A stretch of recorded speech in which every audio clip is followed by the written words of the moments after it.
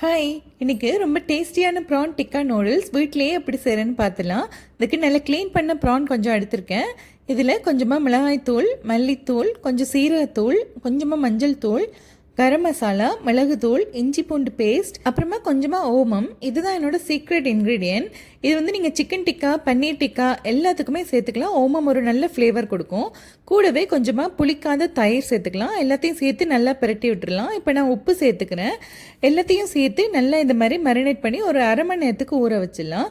அடுத்து நூடுல்ஸ் வேக வைக்கிறதுக்காக நல்லா சூடாகிட்டு இருக்கிற தண்ணியில் உப்பு, கொஞ்சமாக எண்ணெய் சேர்த்துட்டு ஹக்கா நூடுல்ஸ் சேர்த்து ஒரு 5 நிமிஷம் வேக வச்சோம்னா இந்த மாதிரி நல்லா உதிரி உதிரியாக வெந்துடும். இதை நல்லா வடித்து எடுத்து வச்சிடலாம். அடுத்தது நம்ம மரினேட் பண்ணி வச்சு ப்ரானை வேக வைக்கிறதுக்கு ஒரு தோசைக்கல்லில் கொஞ்சமாக எண்ணெய் விட்டு இந்த மாதிரி வறுத்து எடுத்துட்டோம்னா நம்மளோட ப்ரான் டிக்கா ரெடி ஆகிடும். இது தனியாக எடுத்து வச்சிடலாம்.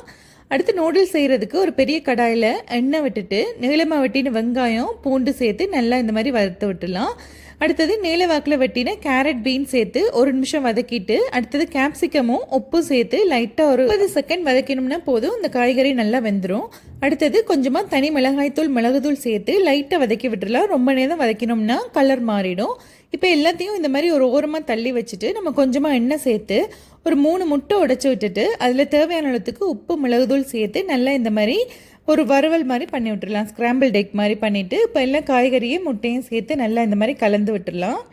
அடுத்தது நம்ம இதில் கொஞ்சமாக vinegar, dark soya sauce 2 teaspoon சேர்த்துருக்கேன். எல்லாத்தையும் சேர்த்து லைட்டாக ஒரு தடவை மிக்ஸ் பண்ணி விட்டுடலாம். இப்போ இந்த சிஸ்லிங் சவுண்ட் வந்ததுக்கப்புறமா நம்ம வேக வச்ச நூடுல்ஸ், வறுத்து வச்சுருந்த ப்ரான் டிக்கா, அப்புறமா கொஞ்சமாக கொத்தமல்லியில் இல்லைன்னா உங்ககிட்ட ஸ்ப்ரிங் ஆனியன் இருந்துச்சுன்னா கூட சேர்த்துக்கலாம், நல்லாயிருக்கும். எல்லாத்தையும் சேர்த்து நல்லா கலந்து எடுத்துட்டோம்னா நம்ம சூப்பரான ஸ்பைசியான ப்ரான் டிக்கா நூடுல்ஸ் ரெடி ஆகிடும்.